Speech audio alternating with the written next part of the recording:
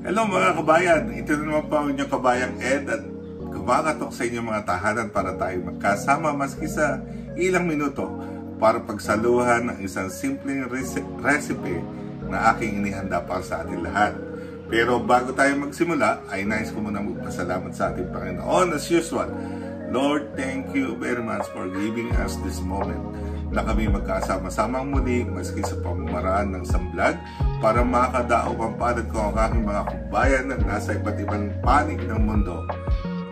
Ngayong araw ay naghanda ko ng isang simpleng recipe na it's famous during our college days. I remember, ito yung pinakamadali at I think isa sa pinakamurang recipe ng mga kolehiyala at kolehiyala noong mga panahon namin. That was way back in 1980s. So, I think this is the same thing as today. So, let's start.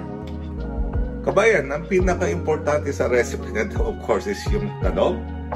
Meron tayong konting paminta, meron tayong konting asin, itlog, and optional na po mga kabayan kasi nakita ko lang sa rep na merong Parmesan cheese. Kabayan, ang first step po natin ay ating iniihaw ang mga talong sa ating gas stove. Kapag natapos na po nating ihaw ay pwede na natin sila ibabad sa tubig at pwede na natin umpisahan balatan ang ating mga talong. Kabayan, ang susunod na process dyan ay atin lang ipaplat ito using a fork. Ang susunod na proseso ay ating ihanda ang mga itlog. Okay, isa, yan. Atin lang po ibibit ang ating mga itlog.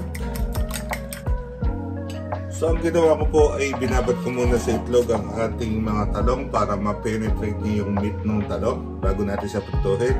And it will take a few minutes only para lang manuot do sa laman ng talong ng itlog. Kabayan, tulad nung nabanggit ko kanina, pwede tayong gumamit ng Parmesan cheese para, but it's optional, okay? Nagkataon lang na meron akong nakita sa rep, pwede akong gagamitin.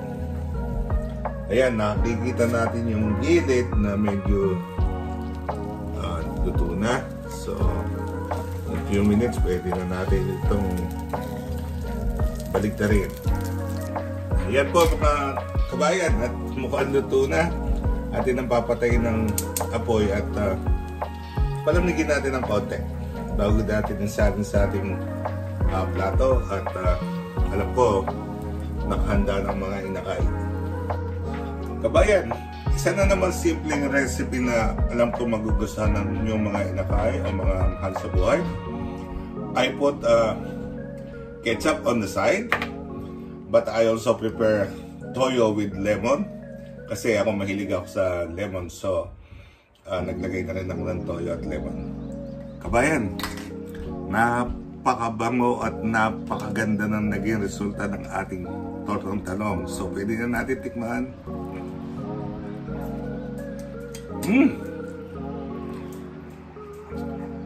Another amazing simple recipe mula po sa inyong kabayan. Kabayan, isa na naman pong simpleng recipe ang ating inihandog sa inyo, but no matter how simple it is, when it's coming from the heart, alam ko magugustuhan ng inyong family or family members. Ako, sa araw-araw na ginawa ng Panginoon, I always enjoy preparing food for my kids. As always, I want to see the smile in their face when they wake up in the morning and ask me, "Dad, what's the food?" How about you guys? Kayo, ano ang inihahanda nyo sa inyong mga anak? If you want, you can share it. And para po tayo magkasama-sama ng madalas, please help me by liking and subscribing on my YouTube channel. Promise, marami pa tayong ihanda para sa inyo. God bless us all and see you next time.